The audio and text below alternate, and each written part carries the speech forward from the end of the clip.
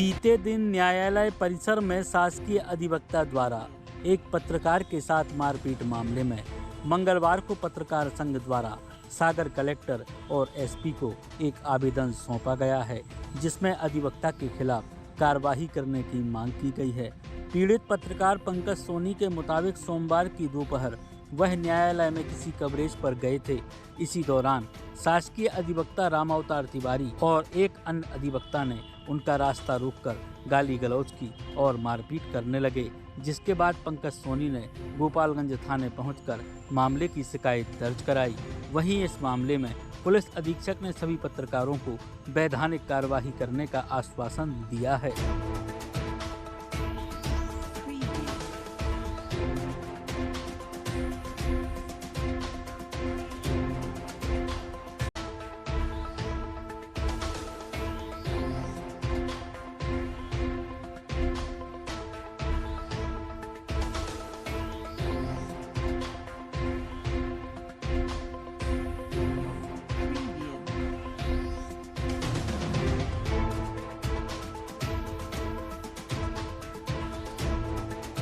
घटना है। कल मैं एक रिपोर्टिंग करने के लिए जिला न्यायालय गया था और जब वहाँ से लौट रहा था तो रास्ते में दीपक तिवारी जी मिले अधिवक्ता। उन्होंने कहा कि कहाँ जा रहा हूँ, तो मैंने कहा घर जा रहा हूँ। तो उन्होंने कहा मैं तुम्हें अपनी गाड़ी से छोड़ देता हूँ। तो जब हम न्यायालय के भीतर से प्रशांत कुमार जी की कोर्ट के सामने से निकल रहे थे तो वहाँ पे अचानक जो पब्लिक प्रोसिक्यूटर हैं, जीपी कहलाते हैं, रामावतार तिवारी, वो पीछे से आए और अचानक उन्होंने मेरा रास्ता रोक लिया और तुरंत आओ देखा ना ताओ और गुस्सा करते हुए गंदी गंदी माँ बहन की गालियाँ देने लगे।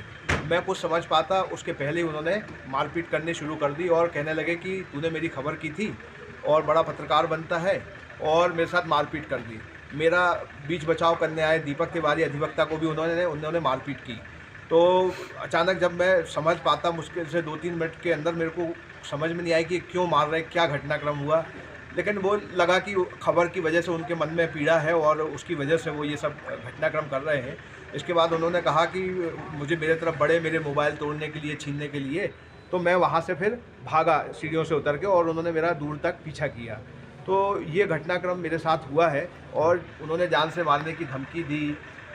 बहुत मतलब काफ़ी इस तरीके की स्थिति तो, और भी उनके एक साथी वकील थे, उन्होंने भी मेरे साथ रास्ता रोका और घटनाक्रम करने की कोशिश। मैंने इस मामले की सागर के कलेक्टर को भी शिकायत की है और उनको बताया है कि जो पूर्व में घटनाक्रम हुआ था उसमें ये आरोपी हैं और उसके बाद गोपालगंज पुलिस ने अब तक इन पर कोई कार्रवाई नहीं की है। लगातार इनको स्पेयर किया जा रहा है। ये काम पे भी जिला न्यायालय जा रहे हैं। मतलब आप न्याय की विडंबना देखिए कि गोपालगंज के गंभीर मामले के आरोपी होते हुए लगातार काम कर रहे हैं जिला न्यायालय में, और ना इन्हें पुलिस पकड़ रही है और ना विधि विधायी द्वारा जो इन पर इस मामले को लेके जो कार्रवाई के लिए कहा गया है, ना उस पर कोई कार्रवाई की जा रही है। तो लगातार इनको बचाया जा रहा है और इनको इतना प्रश्रय मिल रहा है, इतना संरक्षण मिल रहा है कि ये न्यायालय के मंदिर में ही आपराधिक वारदात करने से पीछे नहीं है। और इस घटना के बाद से सारे पत्रकारों में भय व्याप्त है और शहर के लोगों में भी स्तब्धता छाई हुई है कि ये किस तरीके का न्यायालय के परिसर में घटनाक्रम हो रहा है, उसे अपराध का अड्डा बना दिया गया। इसमें जो आवेदक हैं उनके द्वारा थाने पर पहुंचकर एक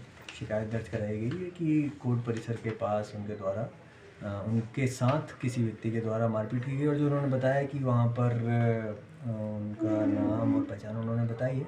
पुलिस ने उसको तहकीकात करते हुए और एक मामला पंजीबद्ध किया है और आगे भी वैधानिक कार्रवाई हम लोग करेंगे। कल भी हम लोगों ने बहुत ही सूचना प्राप्त करते ही बहुत ही तेज़ी से ही कार्रवाई उसमें की, सभी तथ्यों को चेक करते हुए, और आगे भी मैंने थाना प्रभारी को निर्देशित किया जल्दी इसमें पूरी कार्रवाई कंप्लीट करके और वैधानिक कार्रवाई पूर्ण करके न्यायालय के समक्ष प्रस्तुत किया। पुराना जो मामला आज आप सभी ने संज्ञान में लाया भी है, उसमें भी पहले भी कार्रवाई हुई। आई थिंक कुछ उसमें आरोपी गिरफ्तार भी हुए हैं।